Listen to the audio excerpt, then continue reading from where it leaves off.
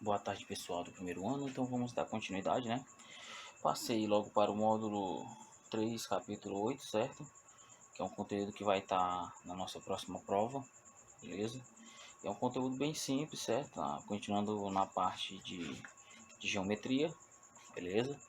E hoje vamos falar sobre triângulos, né? Algumas classificações, certo? Alguns pontos notáveis, alguns segmentos notáveis, beleza? Então é isso, ó. Triângulo é a união de três segmentos consecutivos e não colineares, né? Vamos entender essa definição. Três segmentos consecutivos porque eles estão um próximo do outro, né? Certo? E eles não são colineares por quê? Porque vamos supor, eu tenho um segmento aqui, eu pego um segmento colinear a ele vai permanecer como se fosse um lado só.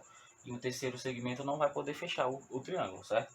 Então tem que ser três segmentos consecutivos que não pertencem à mesma reta. Aqui é a reta que passa esse lado, aqui é a reta que passa esse lado e aqui é a reta que passa esse lado, certo? Então são três segmentos que pertencem a três retas distintas, beleza? E a gente viu na última aula, né, que a soma dos ângulos internos de um triângulo é 180. Aí temos também os lados, né, que são, podemos definir como A, B e C, né? Temos os vértices, A maiúsculo, B maiúsculo e C maiúsculo, né? São as interseções aqui, ó, entre dois lados. E temos os ângulos internos, né? E além disso também temos os ângulos externos, que são quando a gente dá continuidade aqui, ó, e forma um ângulo, certo? É um ângulo externo. E a gente pode fazer a classificação dos triângulos em duas partes, certo? Primeiramente com relação à medida dos lados, né? E depois com relação à medida dos ângulos internos. Então vamos primeiro falar, né, sobre essa ideia de classificação por medida dos lados, né? Bem simples, vocês já viram isso várias vezes. Então, ó, quando o triângulo tem os três lados de mesma medida, né, se os três lados iguais, mesmo valor, né, e esse triângulo é chamado de triângulo equilátero. Ou seja, um triângulo que possui três lados iguais. Quando o triângulo possui dois lados iguais e o terceiro é diferente, certo? Ou seja, quando ele só possui dois lados iguais, não precisa ser necessariamente o terceiro diferente, certo? Quando ele tem dois lados iguais, ele é chamado de isósceles, certo? E quando os três lados são todos diferentes entre si, certo? Nenhum tem a mesma medida do outro, ele é chamado de escaleno. Por que eu falei aqui que não necessariamente esse terceiro lado precisa ser diferente? Porque é o seguinte, ó, qual a definição exatamente de triângulo isósceles? É o triângulo que possui dois lados de mesma medida, certo? Aí, o que acontece? Ó? Se eu pegar um triângulo equilátero ele possui três lados iguais. Se ele possui três lados iguais, ele possui dois, né? O terceiro também mas dois são. Ou seja, o que eu quero dizer com isso? Que todo triângulo equilátero é um triângulo isósceles, porque pela definição de triângulo isósceles tem que ter dois lados iguais. E o triângulo equilátero tem. O terceiro é um extra, né? Mas nem todo triângulo isósceles é equilátero, certo? O triângulo isósceles só vai ser equilátero se esse terceiro lado for de mesma medida dos outros, certo? Então, agora vamos ver a classificação com relação à medida dos ângulos. Então, os triângulos, né, na verdade, também podem ser classificados com relação à medida dos seus ângulos internos, certo? Então, vamos lá. Primeiramente, quando os três ângulos internos são agudos, né? Ou seja, agudos maior que zero e menor que 90 graus, certo? Então, eles são chamados de triângulos acutângulos. Triângulo acutângulo, ou seja, os três ângulos são agudos. Quando um dos ângulos é obtuso, ou seja, obtuso é maior que 90, menor que 180, certo? Ou seja, quando um dos ângulos é obtuso, e só é possível um dos ângulos ser obtuso, né? Porque não pode ser mais de um, vamos supor que tiver dois ângulos maior que 90, sei lá, 100 e 100. 100 mais 100 dá 200, já passa 180, então não pode existir, certo? Então, se um dos ângulos é obtuso, então é chamado de triângulo obtusângulo.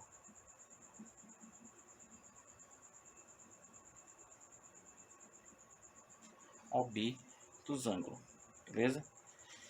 E por último ali, ó, o nosso famoso triângulo retângulo, né? Porque um dos ângulos mede 90 graus. Retângulo, ou seja, um ângulo reto, né? Esse se chama triângulo retângulo. Então vamos agora para as classificações de segmentos notáveis e pontos notáveis, certo? Todos eles relacionados a um triângulo. Então, segmentos notáveis, né? São 4, né? O primeiro deles, bissetriz interna.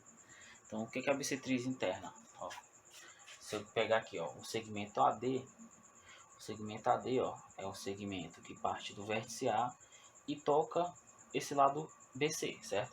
Mas o que acontece? Esse segmento divide esse ângulo aqui em A em dois ângulos iguais. Então essa é a ideia de bissetriz. Só que a bissetriz é uma semi-reta, ó. Vem daqui e vai infinitamente, certo?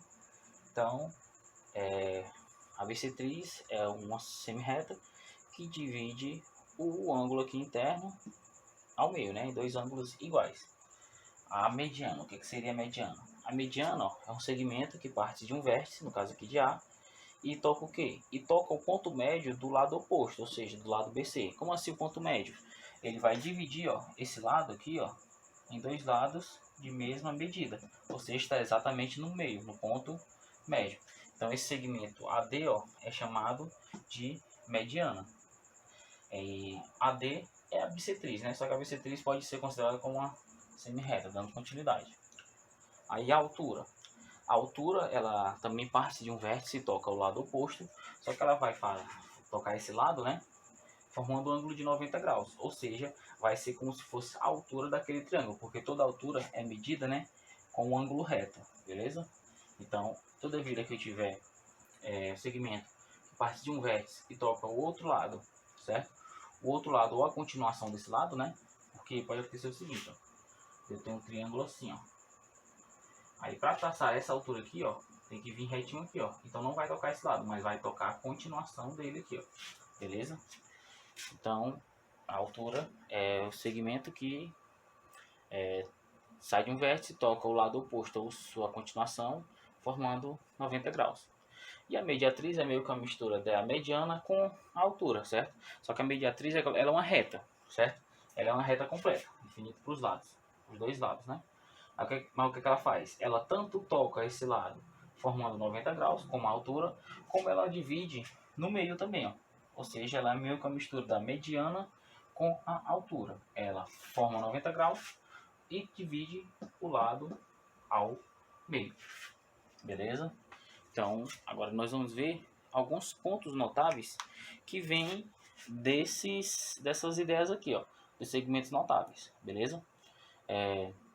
Quando eu traçar as três bissetrizes aqui, ó, desse triângulo, eu vou ter um ponto em comum aqui, entre esses lados. Quando eu traçar as três medianas, também um ponto em comum. Quando eu traçar as três alturas, a mesma ideia. É a mesma coisa para mediatriz, certo? Esses vão ser meus pontos notáveis. Então, os pontos notáveis, né? O primeiro deles é o incentro. Como é que eu faço para achar esse incentro? Eu traço todas as bissetrizes desse triângulo aqui, ó. E ao terminar de traçar elas vão se tocar em um único ponto, certo? Esse ponto é chamado de incentro, beleza? O que acontece? Esse incentro, se eu pegar e desenhar aqui, ó, uma circunferência dentro desse triângulo aqui, ó, que toca os três lados. Esse incentro é centro dessa circunferência, certo? É uma circunferência que está inscrita, né, dentro desse triângulo, certo? Aí o baricentro. O que é o baricentro? O baricentro já é a interseção das três medianas. Eu traço as três medianas, esse baricentro vai ser o encontro dessas três medianas. Aí ele tem uma coisa específica dele, ó. É o seguinte, quando a gente pega esse ponto aqui, ó, que é exatamente esse baricentro, ele vai dividir esses segmentos aqui, ó, certo? Essas medianas em segmentos proporcionais. Um vai ser sempre o dobro do outro. Como assim? Esse pequeno segmento aqui é metade desse, ou seja, esse é o dobro. Esse daqui é metade desse daqui e esse é o dobro desse. esse é metade desse e esse é o dobro desse aqui. Então se a gente chamar isso aqui, ó, de x, certo? Aqui vai ser 2x. A gente chamar isso aqui de y, aqui é 2y. Chamar isso aqui de z, isso aqui é 2 vezes z, beleza? Isso serve para o baricentro só, certo? E as medianas vão ser divididas. Vamos ter ali agora o ortocentro, né? Que é o encontro das alturas, beleza? Então esse ortocentro aí, ó, pode acontecer dele ser um ponto, né? Exterior ao triângulo. Vamos supor se eu tivesse um triângulo assim, ó, dessa forma. Quando eu traçasse as alturas, né? Uma das alturas estaria aqui, ó, certo? A outra seria bem aqui assim, ó. E a terceira, certo? Seria bem aqui assim, ó. Então o encontro delas três aqui, ó, seria um ponto externo, certo? Então, isso acontece com o ortocentro, beleza? Pode ser que seja um ponto externo a esse triângulo. E por último, o circuncentro, né? Que é o encontro das três mediatrizes. Eu traço as três mediatrizes, né? E quando eu fizer esse ponto, ele é chamado de circuncentro. Ele tem uma coisa parecida com o centro, né? O centro, se eu desenhar aqui, ó, uma circunferência dentro desse triângulo. O centro é o centro da circunferência, né? Que é uma circunferência inscrita dentro. Aqui não, eu vou ter uma circunferência circunscrita, ó. Vou ter uma circunferência por fora. E o circuncentro é o centro dessa circunferência, certo? Beleza? Então esses aí são os 4 pontos notáveis, certo? De um triângulo. Então nós vamos agora para a atividade, vou passar a atividade para vocês, certo? Espero que vocês tenham entendido tudo aí. E é isso, pessoal. Valeu, tchau, tchau.